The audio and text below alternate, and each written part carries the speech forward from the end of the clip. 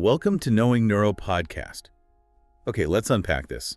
Today we are doing a deep dive into something called autoimmune nodopathies, or AN for short. Right. And for any clinicians listening, this is a huge one, a really important differential diagnosis. It is, because AN is this distinct group of immune-mediated neuropathies. The problem is they can look almost identical to conditions we all know, like CIDP or Guillain-Barré syndrome. They absolutely can, and that's where things get tricky. So our mission today is pretty straightforward. We're going to lay out the specific red flags for AN. We'll focus on why spotting it early is so critical, because it completely changes how you treat it. So when should you even start to suspect this? The overlap is the main challenge, and ALF often presents as an acute, subacute sensorimotor neuropathy. Just like GBS or CIDP. Exactly, with demyelinating features on electrophysiology.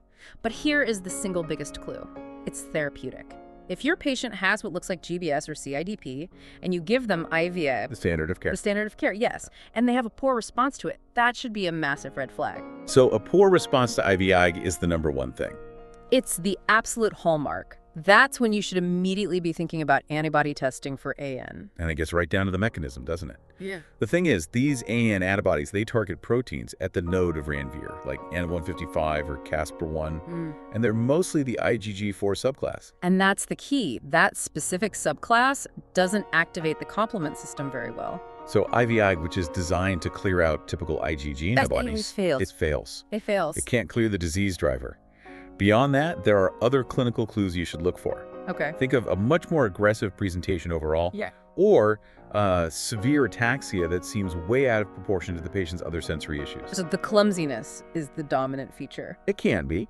Also, a prominent tremor, cranial nerve involvement, and sometimes, really high CSF protein levels. We're talking over 1.5 grams per liter. Wow. Okay, so let's connect those antibody targets to the actual clinical picture, because each subtype is a little different, right? They each have their own unique fingerprint, yeah. Let's start with anti-NF155. Okay, so with anti-NF155, you're typically looking at younger patients. The course is more subacute, maybe chronic. And the key sign. The key combination is severe ataxia paired with a very specific tremor. It's low frequency but high amplitude. Affecting the hands. The hands and sometimes even the head or the voice. It's quite distinct. All right, what about anti-CNTN1? Now this one is more acute and very aggressive, but the really unique feature here is systemic. Something like 30 to 60% of these patients develop nephrotic range proteinuria. So serious kidney disease. Serious kidney disease, you get this associated membranous glomerulopathy. It's a crucial link. The nerve damage and the kidney damage go together. And some of these get incredibly severe. I'm thinking of anti-Caspr1. Oh, absolutely. With anti-Caspr1, severity is the main word. Up to 40% of patients might need ventilatory support. 40%, that's huge. It is. And you see a lot of ataxia, tremor, and bad neuropathic pain, plus very high rates of cranial nerve involvement. And finally, there's anti-PAN-NF. This is often the most aggressive of all. It can lead to profound sensorimotor tetraparesis and has a pretty high mortality rate, maybe up to 18%. So a very grim outlook initially. Initially, yes. But here's the twist. Despite that severe onset, anti-PAN-NF is often monophasic. It hits hard once. And most patients can actually achieve a full remission, sometimes even without needing long-term B-cell therapy. So what does all this mean for a clinician in practice? The takeaway is the therapeutic pivot. You have to change your approach. Because IV doesn't work. Right.